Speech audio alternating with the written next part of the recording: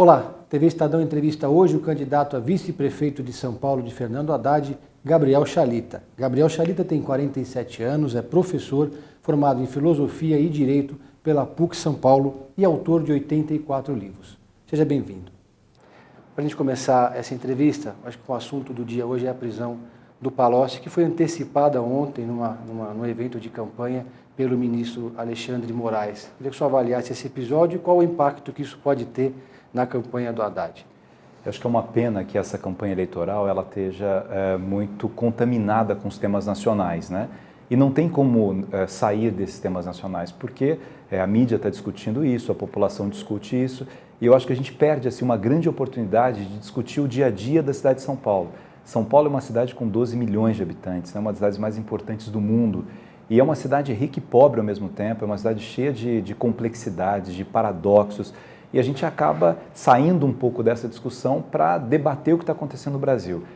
Eu sou absolutamente favorável a todo o processo de investigação, eu acho que isso faz parte, é necessário, há muita corrupção na política, no setor empresariado, no setor político, e é preciso, de fato, que o Brasil seja passado a limpo mesmo, né? Acho que é preciso tomar cuidado só quando se mistura política com a dimensão jurídica, quando você começa a transformar em espetáculo, né, prisões, investigações. E a gente tem que pensar que o Estado Democrático de Direito, né, ele tem alguns princípios constitucionais básicos.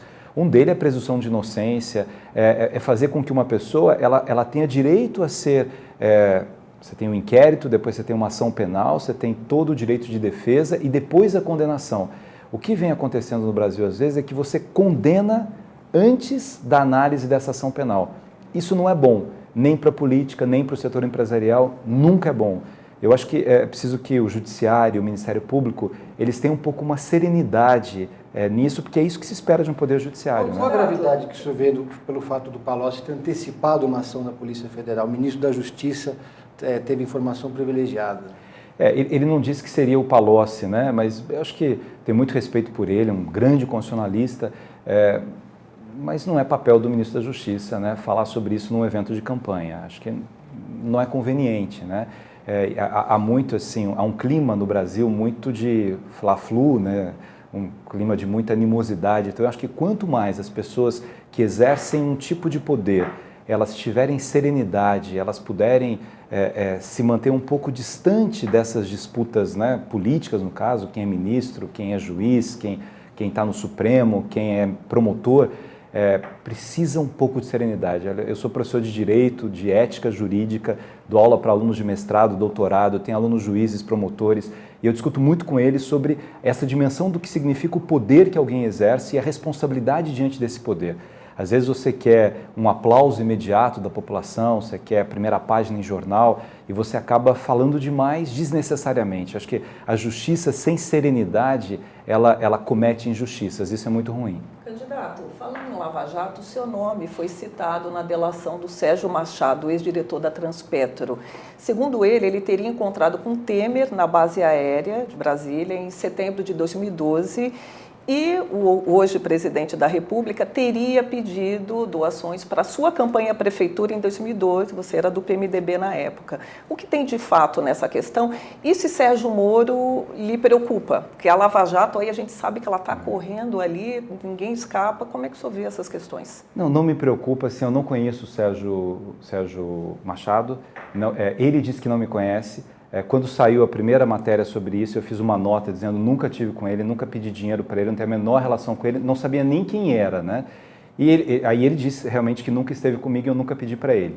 Ele teria dito que havia sido um pedido do presidente Temer, o presidente negou isso, disse que também nunca pediu para ele, que ele nunca tinha relação com ele. Então, assim, as pessoas elas falam muita coisa também, né? Todo mundo vai atacando todo mundo nesse momento. Eu tenho absoluta tranquilidade com relação a isso, assim, fiz uma campanha bonita na Prefeitura de São Paulo na última gestão, foi um momento especial para mim de conhecimento com mais profundidade da cidade de São Paulo, e as minhas contas foram aprovadas, tenho muita tranquilidade e nunca conheci essas figuras. Como eu nunca tive nenhuma relação com Petrobras, com empresas ligadas a Petrobras, então, a minha área sempre foi educação, a minha relação é muito mais com o mundo educacional, então eu não tenho a menor preocupação com Lava Jato. Como jurista, o Instituto da Delação Premiada, qual a sua avaliação? Eu acho que ele tem que ser tratado com cuidado, né? Porque a delação premiada ela pode ser um grande instrumento para que você possa, de fato, combater a corrupção, mas as pessoas mentem nas delações, né? As pessoas dizem coisas que não conseguem provar depois. Você tem ali um jogo político de um lado ou de outro, vou poupar esse, vou atacar aquele. Eu acho que todo processo jurídico, quando ele é seletivo, ele é ruim. Ou você, de fato, analisa todas as pessoas que estão envolvidas, né? Não é um partido só que tem um histórico de corrupção no Brasil. Infelizmente, o sistema partidário no Brasil hoje é um sistema podre. Ele é muito ruim, assim. O Brasil tem 30 e tantos partidos, tem mais de 40 pedindo registro. Você imagina um país com quase 100 partidos políticos, né? Como é que você identifica ideologia? E aí você tem um caos partidário, as pessoas têm que trocar de partido no Brasil porque você tem donos nos partidos. Então você entra no partido e começa a discutir propostas daquilo que você acredita, de repente você percebe que tem um dono e que não tem debate democrático nenhum no partido. Então você vê muita... Eu troquei de partido, a Marina trocou de partido, Erundina, o Montoro já havia trocado de partido naquela época que tinha menos partidos políticos ainda. Então ou o Brasil enfrenta o tema da reforma partidária de fato, né? Da reforma política e com cláusula de barreira, ou com fim de coligações proporcionais, com limites para isso, ou a gente vai ter essa quantidade de partido e o povo não vai se identificar porque a gente não consegue se identificar. Você começa a ver tantas siglas, mas quem é essa sigla? E você deveria dizer assim, o que pensa essa sigla? Qual é a ideologia dela? Essa esquerda, é direita, é verde, é centro-esquerda, Porque você tem 3, 4, 5 possibilidades ideológicas do ponto de vista partidário, não 50, 80, 100, né? Candidato, ontem o senhor esteve ao lado do ex-presidente Lula, do candidato Haddad na Zona Leste de São Paulo, fazendo campanha. O presidente Lula foi um grande cabo eleitoral na primeira eleição de Fernando Haddad. Hoje, ele sendo réu na Lava Jato, isso não tira voto, não é prejudicial para a campanha? Acho que o Haddad, assim, primeiro, ele tem uma visão de coisa pública, de probidade, com muita responsabilidade, né? O Haddad foi o prefeito que criou a controladoria no município de São Paulo, que recuperou mais de 600 milhões de reais, parte disso da época da gestão Maluf Pita, uma outra parte da gestão Serra e Kassab. Então, assim, ele é um homem, é professor, casado com uma professora, mora no mesmo apartamento há 30 anos, ele está muito distante de qualquer elemento ligado à corrupção. Agora, ele foi ministro do presidente Lula e foi um ministro que mudou a história da educação no Brasil. Você pegar a gestão antes do Kassab, antes do Haddad, o Brasil tinha 3 milhões e 100 mil universitários, né? Ele saiu de lá com quase 9 milhões de jovens universitários. O pobre foi para a universidade, o negro foi para a universidade, as pessoas da periferia, que foi o ProUni, o novo FIES. E ele tem uma gratidão imensa ao presidente Lula. O presidente Lula é réu, mas não foi condenado ainda, né? Não terminou o processo, vai responder por isso. Acho que ele tem que responder e qualquer pessoa tem que responder por isso. Agora, não há dúvida de que ele é um líder político popular muito grande. As pessoas, eu vi ontem lá na Zona Leste, as pessoas olham para ele e têm uma gratidão por ele, né? Porque conseguiram estudar. Eu vi uma mulher chorando porque a filha fez faculdade de medicina por causa dele. Você acredita na inocência do Lula, então? Ele tem que provar isso, né? Eu acho que tem que uma discussão. Eu não gosto da condenação antecipada, né? Eu lancei livro na Turquia, por exemplo, as pessoas na Turquia me perguntavam do Lula. Eu tive na China, aliás, quando eu tive na China, eu tive com o presidente Temer, era deputado, e as pessoas perguntavam do Lula. O Lula, ele acabou se transformando num mito mundial, né? E de repente hoje ele é muito destruído pela mídia brasileira. Então as pessoas olham para ele com uma desconfiança enorme ainda, não tendo terminado o julgamento com relação a ele. Eu sou muito cauteloso com relação a isso. Eu acho que todas as pessoas elas têm direito à defesa, elas têm que provar isso. Quando você fala que alguém é réu, significa terminou o inquérito, começou a ação, agora que a pessoa se defende. Aí você tem o final da ação penal para ver se essa pessoa de fato será condenada ou não será condenada. Então, eu acho um equívoco você condenar antecipadamente qualquer pessoa, seja político, religioso, jogador de futebol, qualquer pessoa. Quando eu vejo as pessoas comemorando quando não gostam, né? Agora sim, fulano vai ser preso, agora... Eu acho que esses excessos, eles são perigosos para qualquer pessoa. Não existe ditadura pior do que a ditadura do judiciário. Você acha que teve um golpe? Você concorda com a tese de que o presidente Temer chegou ao poder por meio de um golpe? Eu acho que a tese que está sendo colocada agora, o golpe, do ponto de vista militar, como foi colocado, isso não aconteceu, né? Hoje fala-se em golpe parlamentar. Acho que a história ela vai analisar isso com mais cuidado, né? Se de fato os deputados e senadores, os deputados para abrirem, né, a possibilidade do impeachment e os senadores para aprovarem depois, se ali eles estavam movidos por um viés jurídico mesmo, se eles tinham consciência jurídica de que ela de fato cometeu o crime de responsabilidade ou se foi um viés de interesses que eles tinham ali.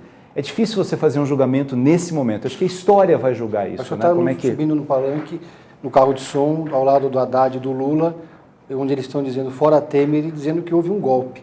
O senhor acha que essa palavra é um pouco dura? Estou focado na campanha municipal, né? Assim, a minha colocação. Eu não gostei do processo do impeachment, assim como brasileiro, como alguém que analisa o direito. Eu vi aqueles deputados conversando com o Temer de um lado e com a Dilma de outro, e eu imaginava assim, mas eles deviam estar discutindo questões jurídicas, não de um lado ou de outro lado. E por aquilo que a imprensa noticiava, né?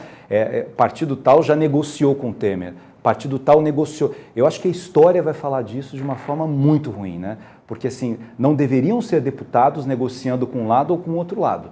Deveriam ser deputados debruçados sobre o processo e analisando. Houve de fato um crime de responsabilidade ou não houve um crime de responsabilidade? Ela não tinha condições políticas de governar o país. Mas há essa previsibilidade na Constituição ou não?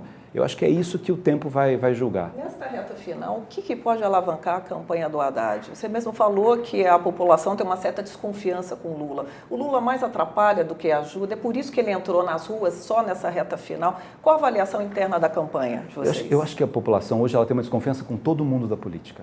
Ela olha para a política e não gosta da política. O que é ruim isso?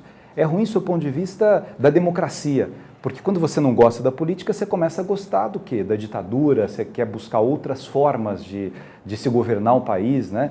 Com todos os problemas da democracia, não se inventou nada melhor. Agora, do ponto de vista de uma eleição municipal, se a gente olhar os históricos das eleições de São Paulo, elas são decididas na reta final. Governador, prefeito, você vê pesquisas se movimentando muito na última semana, porque a população tem muitas dúvidas ainda. Eu vi os debates, a audiência dos debates ainda foi pequena, a audiência ontem foi um pouco maior, a audiência do último debate da Globo deve ser a maior audiência. Aí que as pessoas começam a pensar no seu dia a dia, porque até então você tem uma poluição da política. Mas aí quando chega no momento da decisão, a gente viu na eleição anterior que o Russomano chegou a ter quase 50% e não foi para o segundo turno, né? O Haddad estava embaixo, subiu, eu aparecia com 7 nas pesquisas, terminei com um dia antes, terminei com o dobro disso depois, né? Isso aconteceu no Rio de Janeiro, aconteceu em vários lugares. Não é que os institutos errem, é que é um movimento muito grande, né? A campanha? Porque o Haddad está nas pesquisas estacionado no 4º lugar. E a Lava Jato está fechando o cerco com as grandes cabeças do PT, que é o partido do Haddad. Como é que fica essa equação? A nossa expectativa é que o eleitor, quando decida, né, ele tenha essa consciência, assim, olha, o PT tem muita gente envolvida em corrupção, mas o PMDB também tem, o PSDB também tem, o PP também tem, o PSD também tem, e o Haddad não é uma pessoa envolvida com corrupção. E dentro dos projetos que a gente vê para São Paulo, qual é o projeto que eu me identifico? Eu sou favorável, por exemplo, à redução de velocidade na Marginal, como ela foi colocada. Eu sou favorável a uma política que abre as ruas de lazer em final de semana. Eu sou favorável à ampliação das creches, como foi feita pela gestão Haddad, a troca de LED. Eu sou favorável à opção que ele fez pelo transporte público e pelas calçadas. Então as pessoas vão começar a analisar isso. De repente eu vejo, por exemplo, a Marta dizer, eu vou abrir 50 mil vagas de educação infantil. O Haddad abriu 100 mil na crise. Você vai comparar isso com aquilo. Aí você vai ver propostas do Dória e vai pensar assim, eu quero que privatize Interlagos, eu quero que privatize o Pacaembu ou não. Pode ter gente que queira. Eu acho que esse é o grande debate. Eu analiso e penso assim, que cidade eu quero? Que cidade é mais correta? Aí eu vejo o Russomano que diz assim, se eu informatizar toda a saúde, eu reduzo 30% o custo da saúde imediatamente. O eleitor acredita nessa proposta ou não acredita nessa proposta? Então, eu acho que esse é o debate propositivo de cidade. É claro que a Lava Jato atrapalha, porque assim, a mídia não tem como cobrir isso. Então toda a mídia vai falar nisso numa semana decisiva, não só para São Paulo, mas para todas as cidades. Se não fosse isso, a mídia estaria falando sobre as propostas que são possíveis ou não possíveis. Talvez não consiga nem falar sobre isso, né? Mas o eleitor ele vai perguntando, vai pesquisando. Eu acho que as mídias sociais têm um papel importante também. Então, assim, eu estou com muita esperança, assim, muito pé no chão. Acho que é uma campanha difícil para todo mundo. Quem faz trekking, os trekkings mudam todos os dias. Então você vê um com 20 num dia, 12 no outro, 14 no outro. Então muda muito e é uma decisão que vai ser decidida no sábado. Assim, o eleitor vai pensar até lá. Vereador, que é uma outra eleição importantíssima, as pessoas estão absolutamente distantes do que faz um vereador. Bom, mas numa reeleição não está em jogo só quem é o melhor candidato, está havendo um julgamento também daquela gestão que está se apresentando novamente para um novo mandato. O que na visão do senhor, o Haddad teria que fazer de diferente para esse segundo mandato, já que todos esses argumentos que o senhor usou, também tem gente que pensa exatamente o contrário, que queria que as velocidades fossem a mesma, que não queria que a Paulista fosse fechada. Por um lado, isso também tira voto dele, não? Eu acho que tira voto pela forma com que foi comunicada. Assim, na minha visão, o grande erro do Haddad foi achar que essas políticas elas seriam introduzidas e não precisariam explicar, elas não precisariam ser explicadas, né? Hoje você vê a abertura da Paulista em finais de semana, ela é aprovada por mais de 70% da população, né? Os corredores de ônibus que eram rejeitados, né, as faixas exclusivas, eles são aprovados por mais de 90%. Até a redução de velocidade, que foi um dos temas mais polêmicos e que, na minha opinião, foi mal comunicado também, o significado disso, o que é o fluxo, como é que as grandes capitais do mundo elas vêm trabalhando com esse conceito de desestressar o trânsito para salvar a vida e melhorar a fluidez. Hoje você tem 50% que aprova isso. Então, as medidas que o Haddad tomou, hoje são medidas aprovadas pela população. Mas há essa contaminação do partido, há outras discussões. Agora, eu sinto assim, eu venho acompanhando muito as mídias sociais, o jovem, ele aceita as propostas do Haddad com mais naturalidade. O jovem não tem esse fascínio tão grande pelo carro, ele quer uma cidade menos poluída, uma cidade mais habitável, uma cidade... Olha o que foi o Carnaval de São Paulo nessa gestão do Haddad, né? Então, assim, há uma mudança conceitual de cidade. E eu acho que isso pode ajudar o eleitor a decidir nessa semana. Nosso tempo já está terminando e tem uma pergunta que os tuiteiros pediram para a gente fazer, que é sobre a questão dos radares da cidade. Há uma reclamação, um sentimento de que há em São Paulo uma certa indústria dos radares, porque os radares estão em todas as partes e algumas vezes os motoristas dizem que existem pegadinhas pela cidade. Não é um certo exagero? É uma forma de fazer caixa para a prefeitura, é isso? Eu acho que pode melhorar isso, pode sinalizar um pouco melhor, embora hoje em qualquer aplicativo de celular você sabe onde estão os radares. Então, eu acho que se colocou tanto que é pegadinha, que a população acreditou nisso que é uma pegadinha. Mas eu acho que a população precisa refletir sobre isso, quantas vidas foram salvas com essa redução de velocidade. Como é que você tinha aquela quantidade de motoboys? Eram 4 pessoas mortas por dia no trânsito da cidade de São Paulo. Quase 10 mil pessoas deixaram de ser internadas. O trânsito melhorou. Você tem uma pesquisa feita pela TomTom, que é uma empresa multinacional de GPS, né, então absolutamente isenta, que mostra que o trânsito de São Paulo, a cidade era a 7ª pior cidade do mundo, do ponto de vista de trânsito, hoje é a 58ª. A velocidade mais baixa, isso é engenharia de trânsito, explica no mundo todo, né? Você não tem tantos acidentes, não tem o efeito acelera, freia o tempo todo, então você anda um pouco mais devagar, mas com uma velocidade contínua. Então a velocidade média acaba sendo melhor. Eu acho que tudo isso é uma visão moderna de cidade, né? Talvez não tenha comunicado corretamente. Eu vi assim, algumas entrevistas de pessoas da prefeitura mesmo no começo, dizendo o paulistano tem que aprender a andar a 50 km por hora. Eu acho que se a entrevista fosse dita, nós precisamos começar a salvar vidas das pessoas, porque isso aqui é uma guerra todos os anos no trânsito, talvez a população tivesse assimilado isso com mais tranquilidade, né? Acho que são políticas importantes e que elas mexem conceitualmente com a cidade. Obrigado, candidato, pela sua participação. O TV Estadão continua as entrevistas com os candidatos a vice-prefeito ao longo dessa semana.